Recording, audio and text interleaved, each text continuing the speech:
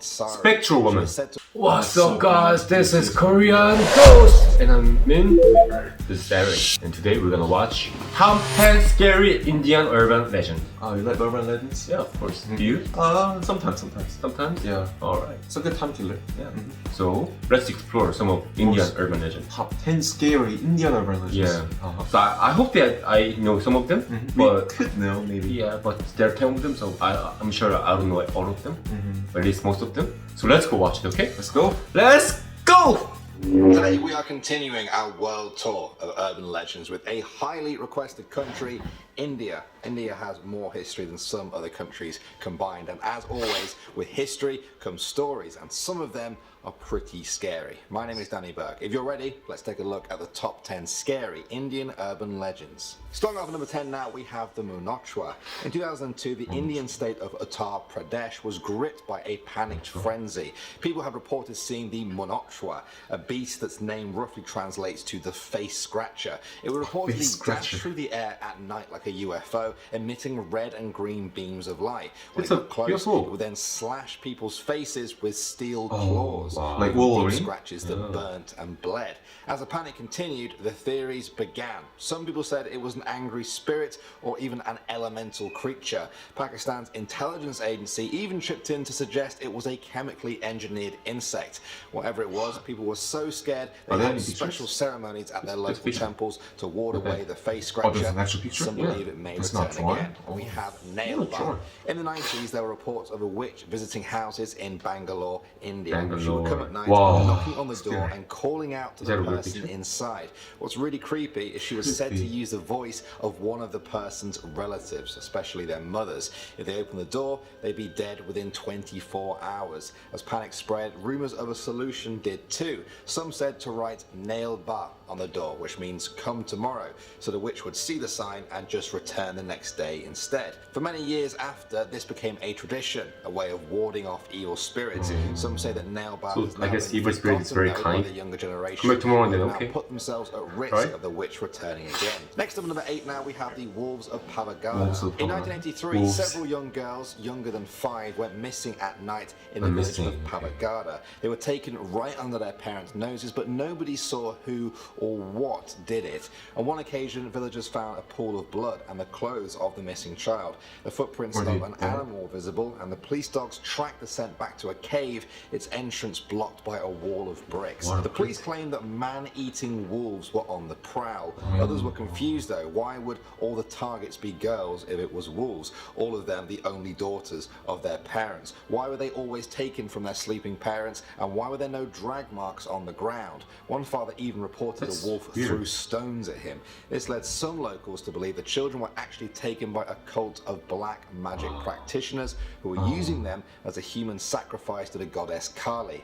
To this day, the case remains a mystery. Coming in at number 7 now, we have the milk miracle. 20 years ago, a rumor began spreading around India that Ganesh idols everywhere were drinking milk. When people held a spoon or bowl of milk to the lips of the idols, the milk would just slowly get depleted. In just a few hours, news of this had spread beyond India to Hindu temples in the UK, Canada and the US, who were reporting the same phenomenon. Hindu organizations announced that a miracle was happening. Some scientists have claimed it was caused by a mix of surface tension, the capillary effect, and also confirmation bias. What do you guys think? At number 6 now, we have Jalek Dikhalaja.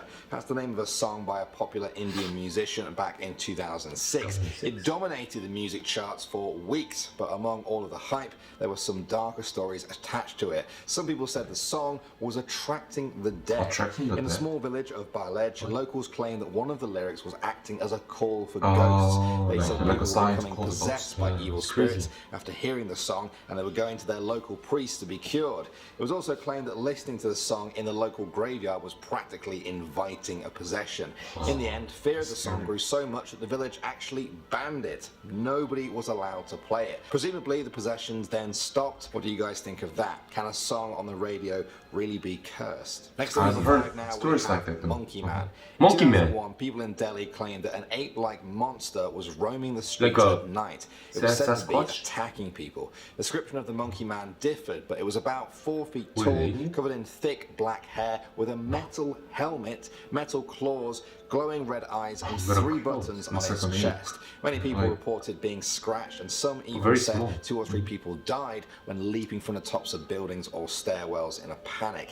It's been years since the event, but some people still claim the monkey man is out there and could attack another day. Coming out number 4 now, we have Kuldara.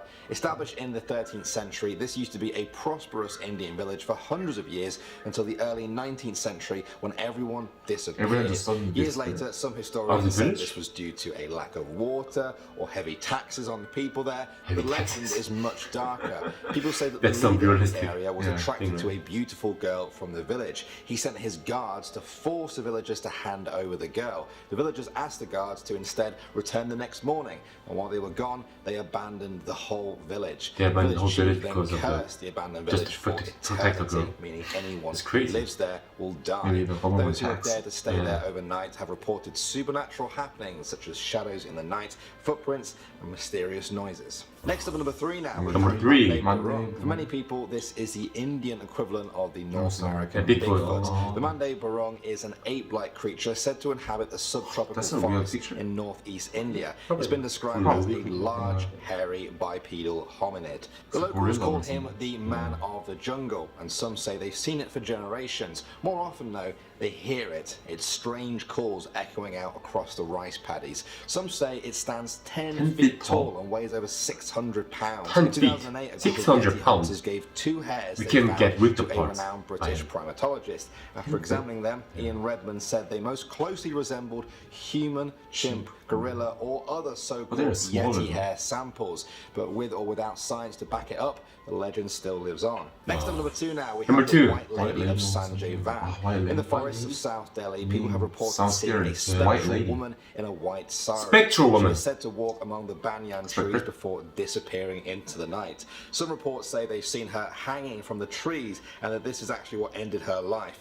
One local said she comes alive at night when those leaves start glowing. There are many such lovely spirits here. I'll never want to experience it. She was like hanging in the tree too. To describe that. She's also said to wave at you and then disappear. That's a definite note from me. And finally, number 1 now, we have the Onion Witch. In 2005, reports of a witch visiting homes in Delhi was said to be linked to a number of deaths in the Indian capital. According to the rumors, a witch in the guise of a hungry woman rang people's doorbells and asked them for an onion. If she was given the onion, she would cut it in half and blood would squirt out. From the onion would then die instantly a moment after realizing what was happening. Onion It will wasn't die? just 1, but rather 3 witches doing this. Locals began applying palm prints of turmeric and henna on their doors to ward off witches, onions, and some still fear their return. Well, is there it you like go, guys. replacing the heart or something like fascinating that? things about India in my life, but I must admit, I was just pleasantly nice surprised to find out asking that it for has such onions, creepy stories. I'm sure I've only touched the surface too, so let me know if you'd like a part 2 of this, or if I should do your country next. Thanks for watching, as always, guys. My name's Danny Burke, and I will see you all in the next video. Wow, this is some crazy Indian like cult urban legend, right? I mean, we have similar things in Korea, Yeah. but art is very interesting. Like the ape, 10 feet tall, 10 feet tall, right? 600 pounds. It's like double my size. How much do you weigh? do I weigh? Like 180? 180. 180 pounds, so 3 times bigger than me. Wow. 2 times the weight, right? Like, oh my weight. Oh. Like less than around 2 times of our height, right? Yeah. We'd be scared to death. I mean, we have a lot of urban legends too, right? Yeah. So it's actually very interesting. Not that I actually trust it, but some are just exaggerated. Yeah. I mean, but this spectral woman, it's crazy. Yeah, it's scary. Something that I've seen, something like that. Yeah, you told me about it. Yeah, she's kind of hanging in the tree. I don't want She was wearing like a Korean traditional like white clothing, you know.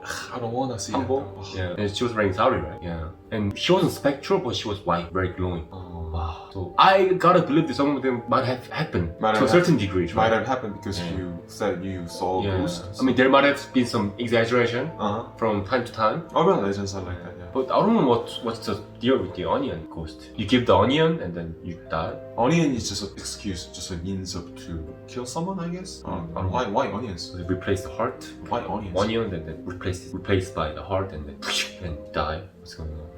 Crazy thing, right? Okay, yes. Wow. This is so scary. Are you gonna be able to sleep well at the time? It just gave me a goosebump actually. Yeah. Doesn't matter. Doesn't matter. Yeah, Doesn't- I'm into mystery, so this is something Okay. that I'm daily exposed to. So I'm okay. Okay. Yeah, but maybe you're not, right? Yeah. I I'm fine. already get your teddy bear. Oh yeah, I got my Doraemon also. Ah, you got Doraemon. Yeah. But it's kind of too big, right? Yeah, he can fight. Doraemon. He's a very soft fist, right?